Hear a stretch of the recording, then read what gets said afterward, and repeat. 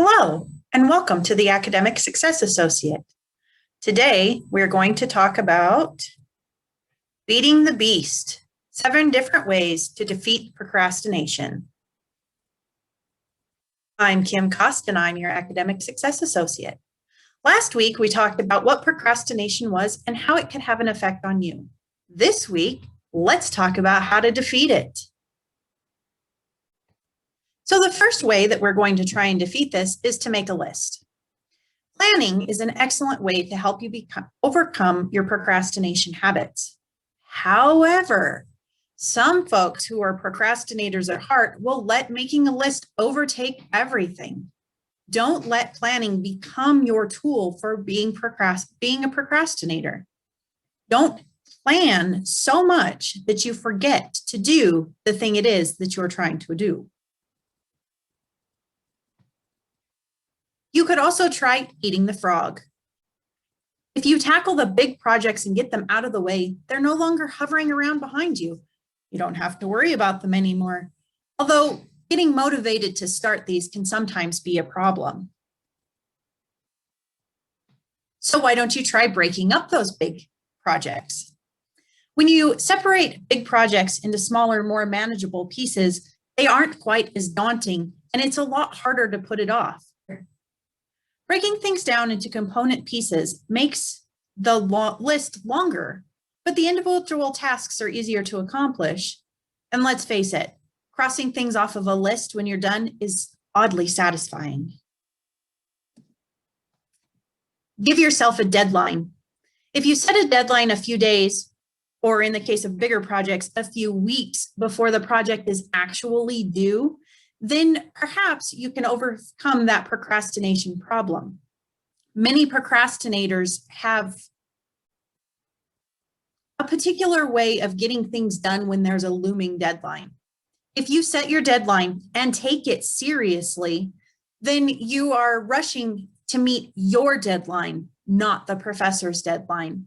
If you enjoy the task, then you might not want to procrastinate on it.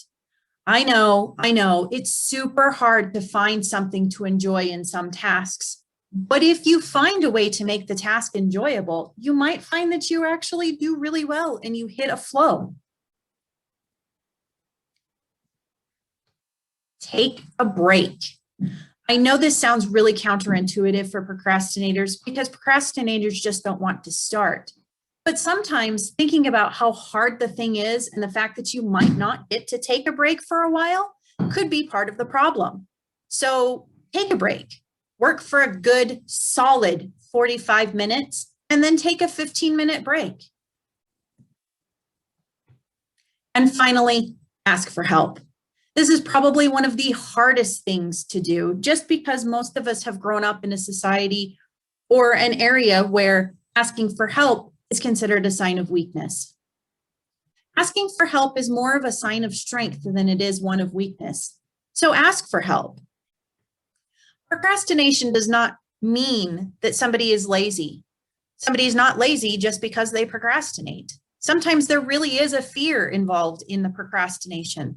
Sometimes people just need help getting going and they don't know where to start. Try using these tasks to get yourself there. And maybe, just maybe, you'll end up in a place where you're not wanting to procrastinate anymore. Big projects are particularly easy to procrastinate on. I know when it was time to start writing my master's thesis, I just didn't want to get going. I instead went on a spiral and started watching every single episode of Friends that I could find. It wasn't until I had completely finished the entire series of Friends that I started working on that master's thesis. Does that mean that I'm a procrastinator by nature? Nope. It just means that I was having trouble getting going. So I decided to eat the frog and just start in on the task. I made myself a list of things to do, and I tried to accomplish at least one thing on that list every single day. At the end of the day, I rewarded myself with either reading a pleasure book or watching another episode of Friends. It worked out for me, and it can work out for you. Hopefully, these tips are helpful. If you have any questions, comments, or suggestions, or ways that you've overcome procrastination yourself, feel free to leave them in the comments below. I'd love to hear from you.